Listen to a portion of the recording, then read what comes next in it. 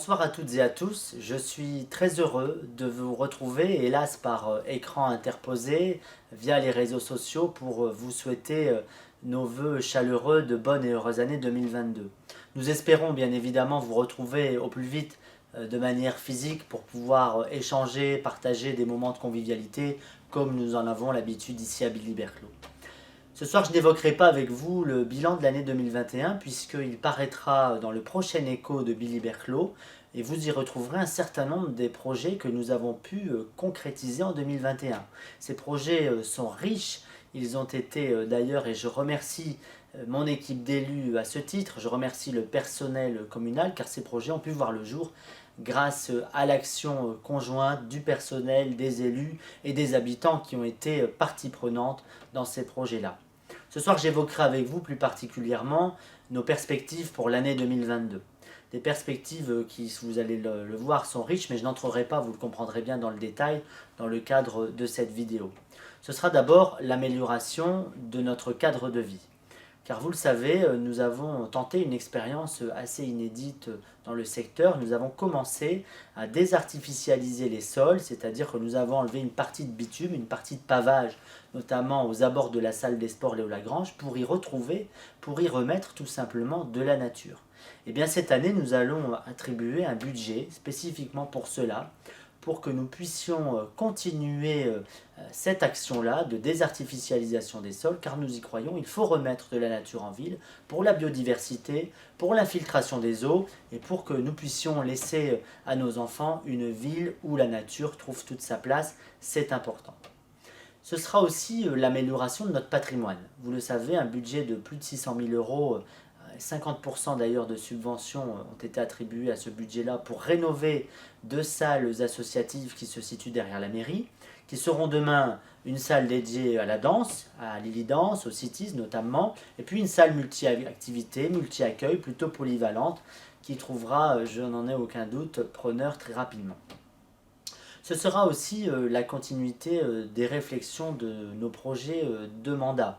Puisque vous le savez, nous avons l'idée, bien sûr, la perspective de rénover, de réhabiliter, de reconstruire, pourquoi pas, l'école maternelle. Un certain groupe de travail, notamment via un programmiste, a pu travailler sur le sujet. Et nous espérons bien voir ce projet se concrétiser dans le temps. Ce sera aussi une réflexion sur l'aménagement du jardin des Petits Princes.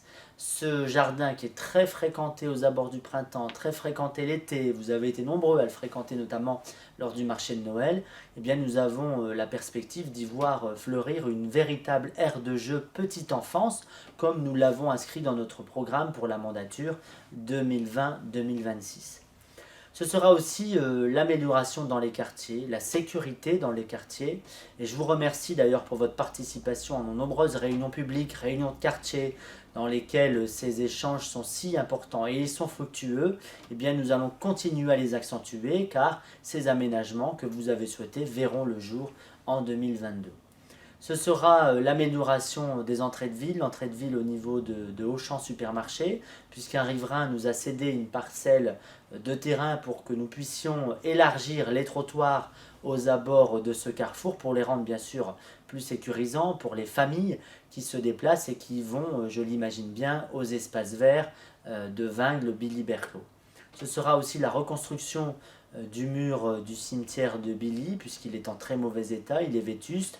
Eh bien, cela participera aussi à l'amélioration de l'entrée de ville, à son esthétique et bien sûr à son cadre de vie.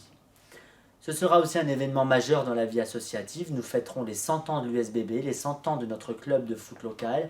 Il y aura eh bien, des festivités, des animations diverses et variées, mais nous y reviendrons en temps voulu avec vous pour vous y inviter et vous y associer. Et puis une journée spéciale, une journée assez unique, la journée de la mobilité, car un groupe de travail réfléchit depuis longtemps sur les nouveaux modes de déplacement dans la ville, dans notre commune. Il faut y réfléchir, il faut accentuer nos déplacements à vélo, mais cela doit se faire de manière sécurisée. Nos déplacements en mode de déplacement nouveau, j'allais dire moderne, trottinette électrique, véhicule électrique, pourquoi pas. Une journée dédiée à cela en septembre prochain et vous découvrirez un certain nombre de surprises.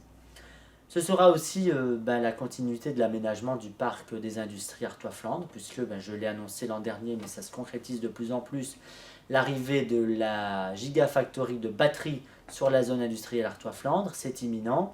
Et puis un certain nombre d'entreprises qui sont de véritables fleurons qui vont venir s'y implanter et qui participeront de près au développement économique de notre territoire, à l'emploi et plus particulièrement à l'attractivité de notre commune. Voilà, mesdames, messieurs, en bref, les quelques perspectives pour l'année 2022. Elles sont riches une fois de plus.